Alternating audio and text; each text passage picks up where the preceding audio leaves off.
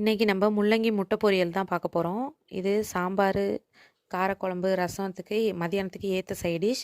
அதுக்கு ஒரு சின்ன சைஸ் வெங்காயம், ஒரு குட்டி தக்காளி, ஒரு பச்சை மிளகா, இதுக்கு போதுமான அளவு. நான் ஒரே ஒரு முள்ளங்கி எடுத்திருக்கேன். அந்த ஒரு முள்ளங்கியை நல்லா நைஸாக கட் பண்ணி வச்சுருக்கேன். அதுக்கு 2 முட்டை எடுத்திருக்கேன். ஒரு கடாயில் கடுகு, சோம்பு, அதாவது பெருஞ்சீரகம் போட்டு வெங்காயத்தை போட்டு நல்லா வதக்குங்க. நல்லா வதங்கினதுக்கப்புறம் அதுக்கப்புறம் பச்சை மிளகா போடுங்க. பச்சை மிளகா போட்டதுக்கப்புறம் தக்காளி போடுங்க. தக்காளி ஆப்ஷனல் தான், உங்களுக்கு பிடிச்சிருந்தா போடுங்க, இல்லைனா விட்டுடுங்க. எனக்கு தேவைப்பட்டுச்சுங்கிறதுனால நான் போட்டிருக்கேன். முள்ளங்கியை நல்லா எண்ணெயில் வதக்குங்க. ஏன்னா சில பேருக்கு சளி பிரச்சனை இருக்கும். முள்ளங்கி இந்த மாதிரி எண்ணெயில் வதக்கிட்டு சேர்க்கறதுனால சளி ப்ராப்ளம்லாம் அந்தளவுக்கு வராது. நான் வீட்டில் யூஸ் பண்ணுற குழம்பு மிளகாத்தூள் தான் ஒரு டீஸ்பூன் போட்டிருக்கேன். உங்களுக்கு காரமாக வேணும்னா நீங்கள் இன்னும் கொஞ்சம் கூட ஆட் பண்ணிக்கலாம். இப்போ கொஞ்சோண்டு முள்ளங்கி வேகிறதுக்கு நம்ம தண்ணி ஊற்றிருக்கோம். நம்ம ஏற்கனவே பாதி எண்ணெயில் வதக்கியிருக்கோம். இன்னும் கொஞ்சோண்டு தண்ணி ஊற்றினா போதும். இப்போ மூடி போட்டு நல்லா வேக வச்சு எடுத்துக்குங்க.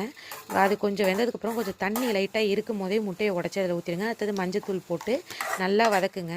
உங்களுக்கு தேவைப்பட்டதுன்னா நீங்கள் பெப்பர் தூள் கூட இதில் போட்டுக்கலாம். அடுத்தது கொத்தமல்லி தலையை தூவி நல்லா அந்த தண்ணி சுண்டுற வரைக்கும் நல்லா பரட்டி எடுங்க. அவ்வளோதான், சூப்பராக சைட் டிஷ் ரெடி ஆகிட்டு. ட்ரை பண்ணி பார்த்துட்டு கமெண்ட்